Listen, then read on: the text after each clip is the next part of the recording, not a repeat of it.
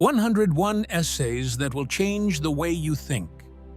We cannot control every event, but we can recognize the fears, beliefs, and expectations behind our reactions. Real change often begins when we change the way we understand ourselves. This does not mean that positive thinking removes every problem. It means that between an event and our response, there is an interpretation. Failure can become proof that we are worthless, or information that helps us improve. One of the book's central ideas is that many people live according to goals they never consciously chose. Families and cultures teach us what success should look like. We may believe that we need a degree, a prestigious job, more money, a home, and a relationship by a certain age. These goals are not necessarily wrong. The problem begins when we pursue them mainly because we want approval or fear judgment. Someone can create a life that looks successful while feeling completely disconnected from it. Wiest asks us to examine our desires. Would we still want the same career, relationship, or lifestyle if nobody could see or praise it? An authentic life may be simpler than the life society celebrates. The book also challenges the belief that we know exactly what will make us happy. Our imagination is based on past experience. We often try to recreate something that once felt good, or build the opposite of something that once hurt us. But achieving a goal does not always create the feeling we expected. An unexpected change may lead us towards a better life. Because unfamiliar situations feel unsafe, we may mistake change for failure. Many people postpone happiness. They tell themselves they will relax when they earn more, lose weight, change jobs, or find the right partner. Once one goal is reached, another condition appears. A mind trained to focus on what is missing will always find another problem. Most of life consists of ordinary days, repeated effort, and uncertainty. If we cannot value those moments, we may sacrifice years for a few brief achievements. Another major lesson is that thoughts are not facts. The mind filters reality through memories, fears, and expectations. A delayed reply can become, "This person does not care about me." One mistake can become, "I have destroyed my future." A breakup can become, "Nobody will ever love me again." These thoughts may feel convincing, but they are still interpretations. Emotional freedom begins when we can say, "I am having this thought, but that does not make it true." The same applies to emotions. Feelings provide information, but they do not always describe reality accurately. Feeling afraid does not always mean danger is present. Feeling worthless is not proof that we have no value. Emotional intelligence is not the ability to suppress feelings. It is the ability to recognize an emotion, understand where it comes from, and choose how to respond. A mature person can feel fear without escaping, anger without attacking, and sadness without deciding that life is ruined. Unpleasant emotions can sometimes mean that we are moving in the right direction. Setting a boundary may feel frightening. Leaving an unhealthy relationship may bring grief. Beginning meaningful work may create anxiety because the result matters to us. Fear is not always a warning that something is wrong. It may appear because we are approaching something important and unfamiliar. Transformation can therefore feel like confusion. Old plans may lose meaning. Some friendships may fade. We may need more time alone. Emotions ignored for years may return. This does not mean that every crisis is healthy. It means that discomfort should not always be treated as an instruction to escape. Sometimes we feel lost, because the old path no longer belongs to us. Wiest also warns against suppressing emotions. People often believe that sadness, fear, or anger will take over if they allow themselves to feel them. They distract themselves with work, entertainment, social media, or constant activity. However, an emotion may last less time than the resistance surrounding it. Suppressed pain can return as anxiety, exhaustion, tension, or conflict. Healing begins when we admit that something genuinely hurt. Acceptance does not mean approval. We can accept that something happened while still recognizing that it was unfair. Acceptance means ending the attempt to mentally rewrite the past. It helps to separate facts from stories. The fact may be that a relationship ended. The story is that we will always be alone. The fact may be that we failed an examination. The story is that we are incapable of succeeding. Pain does not need to become our identity. The book also explains self-sabotage.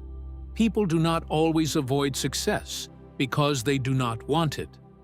Often, they are protecting themselves from emotional risk. Procrastination protects us from having our abilities tested. Choosing unavailable partners can protect us from real intimacy. Creating conflict during peaceful periods may return us to tension that feels familiar. Someone raised in chaos may experience calmness as suspicious. A person who does not believe they deserve happiness may create a problem when life begins going well. To change these patterns, we must understand what the behavior is trying to protect us from and find a healthier way to feel safe. Problems can also provide direction. A difficult relationship may teach boundaries. Losing a job may reveal years of dissatisfaction. A failed project may give us the knowledge required for another attempt. This does not mean that every tragedy has a hidden purpose. Growth comes from our response. Instead of asking only, "Why did this happen to me?" we can ask, "What does this situation require from me now?" Knowledge alone does not change a life. People often know what they need to do, but wait until they feel completely ready. Wiest argues that motivation often appears after action begins. The first step should therefore be small. Write one page. Take one walk. Have one honest conversation. Perform one action that supports the person you want to become. Every promise kept to yourself strengthens self-trust. Self-esteem is built not only through positive thoughts, but through proof that you can rely on yourself. Routine is important for the same reason. Extraordinary results usually come from ordinary actions repeated consistently. Routine gives important behaviors a stable place and reduces daily negotiation. Daily well-being is shaped by sleep, movement, food, work, phone use, relationships, and repeated thoughts. Positive thinking cannot compensate for a life organized around chaos and exhaustion. Rest is equally important. Constant stimulation makes it difficult to hear our own thoughts. Silence gives the mind time to process experience. Rest is not a prize earned only after exhaustion. The book also discusses relationships. Socially intelligent people describe specific behavior instead of attacking someone's character. They listen to criticism before deciding whether it is fair. They understand that recognizing someone's feelings does not mean agreeing with every interpretation. They also know that not every argument is worth continuing. Some people want understanding, while others only want to win. Our strongest reactions to other people may reveal qualities we reject in ourselves. Not every criticism is projection, and some behavior is genuinely harmful. But if someone occupies too much space in our thoughts, it is worth asking why they affect us so deeply. The relationship we have with ourselves influences every other relationship. If we ignore our own needs, we may accept partners who ignore them too. If we believe love must be earned, we may choose people who constantly require proof of our value. Healthy love does not mean finding someone who removes every fear or becomes our entire identity. It means supporting each other while remaining responsible for our own emotions. We can love someone and still recognize that the relationship is unhealthy.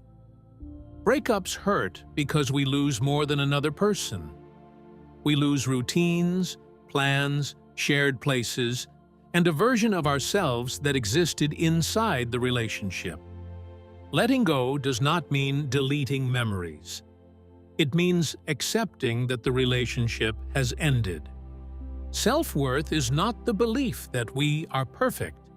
It is the trust that we can handle life even when we make mistakes. Self-respect is built by protecting our health, time, boundaries, and commitments. The book's final message is that a good life is not created by eliminating fear, pain, failure, or uncertainty. It is created by learning to experience them without allowing them to define us completely. We are not every thought, emotion, mistake, job title, appearance, or relationship. We are capable of observing those things, learning from them, and choosing again. Happiness is not a reward waiting at the end of a perfectly organized life.